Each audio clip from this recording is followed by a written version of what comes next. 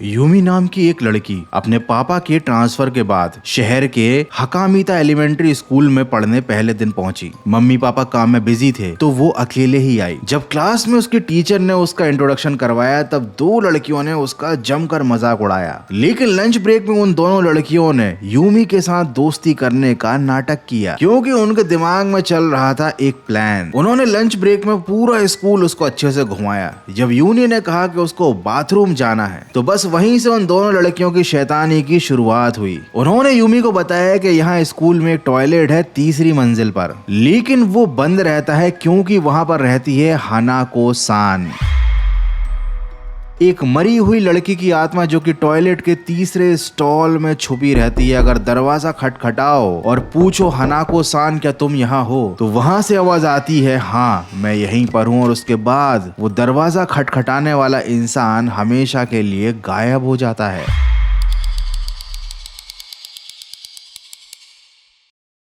Yumi ये कहानी सुनने के बाद डर गई, लेकिन वो समझ गई कि उसकी दोनों नई फ्रेंड्स उसके साथ मजाक कर रही हैं, उसके मजे ले रही हैं, और वो स्कूल में पहले दिन ही डरपोक नहीं साबित होना चाहती थी। इसीलिए उसने खुद से कहा कि चलो मैं जाकर देखती हूँ कौन है ये हानाको सान। और बस यहीं से यूमी उन दोनों लड़कियों की चाल में फंस गई। इस स्कूल की तीसरी मंजिल दरअसल रिनोवेशन की वजह से बंद पड़ी थी। उस पर नो एंट्री का बोर्ड भी था, लेकिन लड़कियां एक पीछे के छिपे हुए रास्ते से यूमी को टॉयलेट तक ले गईं, जो कि पुरानी सफाई वाली सीढ़ियों से होकर जाता था। टॉयलेट बंद पड़ा था, गंदा था, पुराना था, लेकिन फिर भी यूमी ने अंदर जाकर इस टास्क को परफॉर्म किया। तीसरे स्टॉल के सामने जाकर उसने हानाको सान को पुकारने की हिम्मत की। उसने तीसरे स्टॉल के दरवाजे को 3 बार खटखटाया, लेकिन कोई भी जवाब नहीं आया। और जैसे ही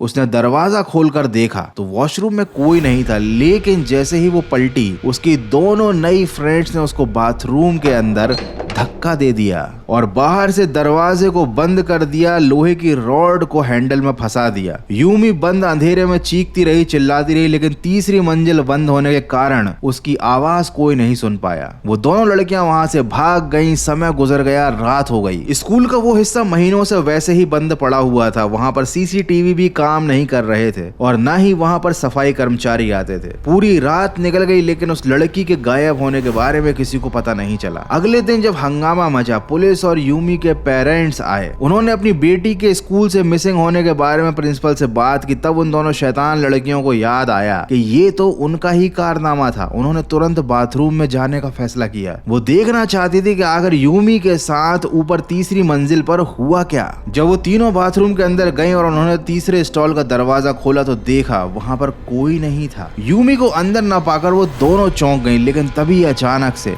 उन्हें फर्श पर खून के निशान दिखे और उनके कान में एक फुसफुसाती सी आवाज आई कि अब तुम्हारी बारी है। उसके थोड़ी देर बाद ही स्कूल के बाकी बच्चों ने तीसरी मंजिल से आते हुए चीखने पुकारने की आवाजों को सुना। सभी लोग वहां पर पहुंचे। तीसरे स्टॉल की तरफ खून ही खून पड़ा था, लेकिन वहां पर कोई भी नहीं था। उस दिन के बाद से स्कूल में अफवाहें फैल गईं कि तीसरी मंजिल वाला बाथरूम श्रापित है। स्कूल के मैनेजमेंट ने पूरे फ्लोर को हमेशा के लिए सील कर दिया। सीसीटीवी में कुछ दिखाई नहीं दिया और किसी को कुछ समझ में नहीं आ रहा था कि वो तीनों लड़कियां आखिर एक के बाद एक गायब कैसे हो गईं।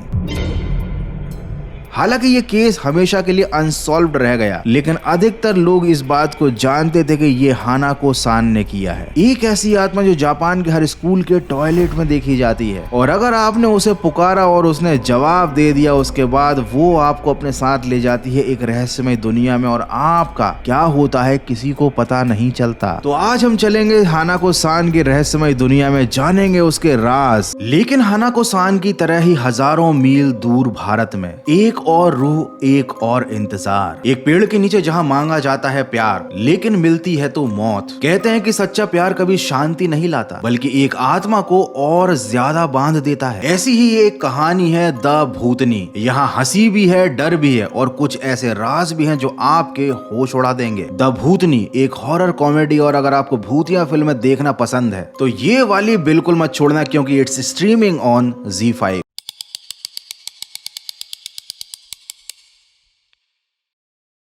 हानाको सान की असली शुरुआत कब हुई ये कोई नहीं जानता, क्योंकि ये कहानी किसी डॉक्यूमेंटेड हादसे से नहीं बल्कि एक मुंह जुबानी डर की विरासत से निकली है। इसकी सबसे पहली रिपोर्ट हुई थी 1948 में जापान के इवाते प्रीफेक्चर के कुरसावा जीरी इलाके में। मियोको नाम की एक औरत ने हानाको सान की साइटिंग की रिपोर्ट करी थी। अब ये हानाको सान की कहानी क्या है, अगर किसी से पूछो ना तो हर कोई अलग अलग जवाब देता है। कुछ लोग कहते हैं कि वो एक छोटी स्कूल गर्ल थी जो वर्ल्ड वॉर 2 के दौरान स्कूल के टॉयलेट में एयर रेड के दौरान मारी गई। कुछ लोगों का कहना था कि वो एक अजनबी स्ट्रेंजर या फिर स्टॉकर से भाग रही थी, और जब वो स्कूल के बाथरूम के 3rd स्टॉल में छुपी तब वहां उस स्टॉकर ने उस लड़की को खत्म कर दिया।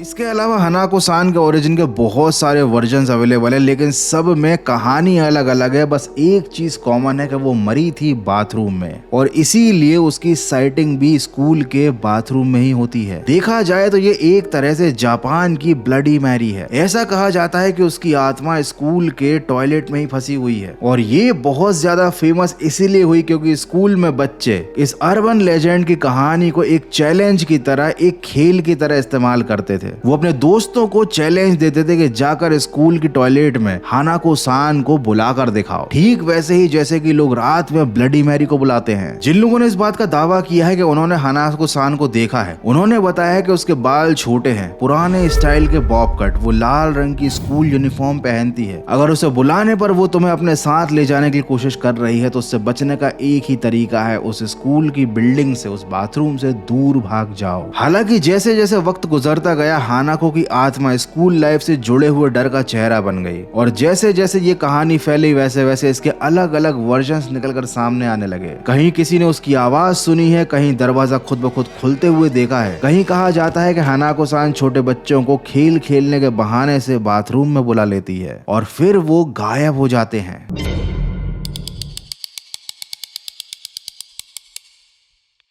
1919 के दशक तक हानाको इतनी ज्यादा पॉपुलर हो चुकी थी कि जापान के कुछ रिसर्चर्स ने उसे बच्चों के मन के डर और स्कूल एंजाइटी के साथ जोड़ना शुरू कर दिया था। जापान में अक्सर इसको टोइरो नो हानाको सान कहा जाता था, जिसका मतलब होता है टॉयलेट वाली हानाको, और बहुत सारे चालाक बच्चे स्कूल ना जाने के लिए इसी का बहाना बनाया करते थे। वो कहते थे कि हमें स्कूल जाने से डर लगता है क्योंकि वहां पर हानाको है। लेकिन आखिर ये हानाको है क्या भला?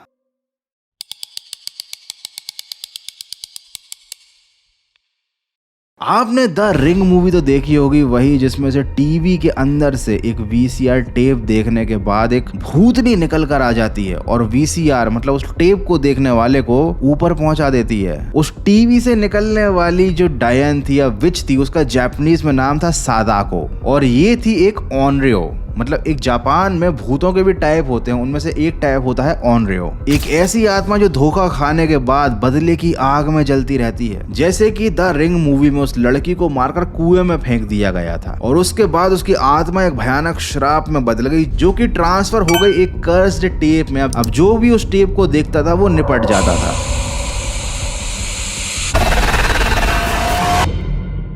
ठीक इसी तरह हानाको सान की भी कहानी है। अब असली हानाको को कहाँ किसने मारा था, क्या थी उसकी असली कहानी और क्या था श्राप, ये तो किसी को नहीं मालूम। लेकिन जैसे सादाको एक श्रापित टेप था, वैसे ही हानाको बन चुकी है श्रापित बाथरूम की विच। ये सिर्फ एक आत्मा नहीं, एक फैलता हुआ कर्स है, और ये किसी एक बाथरूम तक सीमित नहीं है कि हाँ यहाँ पर घटना हुई थी और इसी बाथरूम में ये भूत मिलेगा। हर स्कूल के हर बाथरूम के 3rd स्टॉल में आपको हानाको सान मिल सकती है अकॉर्डिंग टू द लेजेंड। लेकिन मैं सिर्फ यहाँ पर आपको बातें सुना कर डराने नहीं वाला, बल्कि मैं आपको हानाको सान का एक सच बताने वाला हूँ। लेकिन उससे पहले आप मेरे सवाल का जवाब दो, हम भूतों की कहानियां क्यों सुनते हैं? डरने या डराने के लिए? जी नहीं, हम जानना चाहते हैं, समझना चाहते हैं अपने अंदर के डर को। बचपन से ही हमें कुछ बातें सिखाई जाती हैं, जैसे कि अजनबियों से बात मत करना, अकेले अंधेरे में बाहर मत जाना और लेट नाइट बाहर समय नहीं बिताना। और इन सारी चेतावनी छावनियों को जब बचपन में दिया जाता है तो उनके साथ जुड़ा हुआ होता है एक भूत। तो जैसे हर कहानी हमें कुछ सिखाती है, हानाको सान की कहानी भी हमें एक बहुत बड़ी सीख देती है कि दिखावे के लिए कभी बेवकूफी वाले डेयर मत करना। हानाको सान के ओरिजिन की कहानी से ज्यादा फेमस है वो कहानी जो मैंने आपको वीडियो के स्टार्टिंग में सुनाई थी। देखो, अक्सर बच्चे या टीन्स अपने दोस्तों के सामने बोल्ड बनने के लिए या डरपोक साबित ना होने के लिए चैलेंजेस ले लेते हैं, और यूमी की जो कहानी थी जो हानाको सान से जुड़ी हुई थी वो भी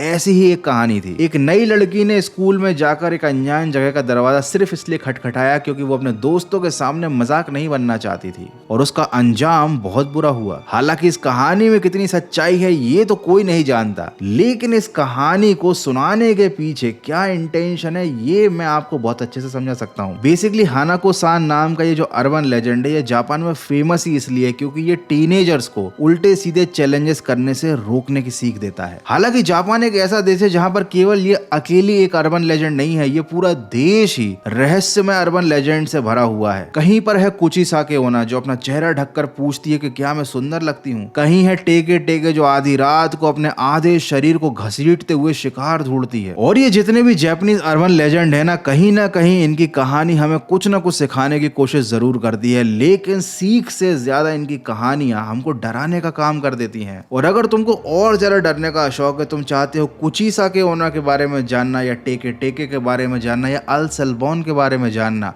तो पूरे के पूरे जापानीज अर्बन लेजेंड्स के बारे में मैंने डिटेल में वीडियोस बनाकर रखे हैं। तो हर अर्बन लेजेंड की कहानी को मैंने किया है पूरी तरीके से डिकोड। इन वीडियोस को जाकर जरूर एक बार देखना, तुमको डर भी लगेगा और मजा भी आएगा। पुराने जमाने में अर्बन लेजेंड्स की कहानियां मुंह जुबानी एक दूसरे से पास होती थी, लेकिन आज के जमाने में ये और ज्यादा तेजी से फैल रही है क्योंकि सोशल मीडिया, चैट फोरम और यूट्यूब पर ये कहानियां अभी भी जिंदा हैं और इनके रूप बदलते जाते हैं। और जापान एक ऐसा देश है जहां पर टॉयलेट के थर्ड स्टॉल से लेकर दीवार की दरारों तक में भूत रहते हैं अकॉर्डिंग टू अर्बन लेजेंड्स। क्या तुमने अपने कमरे की अलमारी के पीछे या दीवार में कोई छोटी सी दरार गौर से देखी है? एक पतली सी जगह जहां बस अंधेरा रहता है। अगर नहीं देखा तो कोशिश भी मत करना क्योंकि वहां हो सकती है सुकीमा ओना। सुकीमा ओना को जापान में कहते हैं द गैप वुमन। ये जापानीज लोक कथाओं की एक खौफनाक आत्मा है और ये सिर्फ उन्हीं दरारों में दिखाई देती है जो बहुत ज्यादा पतली होती है, जिन्हें अक्सर हम नजरअंदाज कर देते हैं। इनके अंदर से एक झांकती आंख दिखाई देती है। अगर तुमने दरार में झांक कर देखा और तुम्हें आंख दिखाई दी तो समझ लो कि उस दिन से तुम्हारी उल्टी गिनती शुरू हो गई है, क्योंकि अब सुकीमा ओना तुम्हारे पीछे पड़ जाएगी। एनीवे, मैं तुमको डराने की कोशिश नहीं कर रहा था, मैं तो बस ये बताना चाहता था कि जापान में जो अर्बन लेजेंड्स होते हैं ना वो काफी अजीब अजीब से होते हैं। मतलब कुचिसाके ओना जिसका चेहरा कटा हुआ था, टेके टेके जिसका शरीर आधा कटा हुआ था, सुकीमा जो कि दीवार की दरारों में रहती है, और हानाको सान जो रहती है टॉयलेट के अंदर। मतलब ऐसी ऐसी जगहों पर जापानीज लोगों ने भूत फिट किए हैं कि कोई इमेजिन ही नहीं कर सकता कि भैया यहाँ पर भी भूत हो सकते हैं। तो अब आता है असली और मेन सवाल, क्या वाकई में हानाको सान एग्जिस्ट करती है? तो देखो, ऑफिशियली इन सब चीजों का कोई रिकॉर्ड नहीं है, ऐसी कोई घटना लिखित रूप से नहीं है कि किसी ने हानाको सान को देखा या किसी के पास कोई प्रूफ है। ऐसे बहुत सारे जापान में स्कूल हैं जहाँ पर बाथरूम के थर्ड स्टॉल में कुछ घटनाएं हुई हैं और उनको हानाको सान से जोड़ा भी गया है, लेकिन इस बात का भी कोई प्रूफ नहीं है। जापान में अर्बन लेजेंड्स का कल्चर काफी पुराना है और ये सारी कहानियां बच्चों के दिमाग में इसीलिए डाली जाती थी ताकि वो उल्टे सुल्टे काम ना करें। लेकिन इमेजिन करो अगर हानाको सान वाकई में एग्जिस्ट करती है और तुमको मालूम है कि तुम्हारे स्कूल के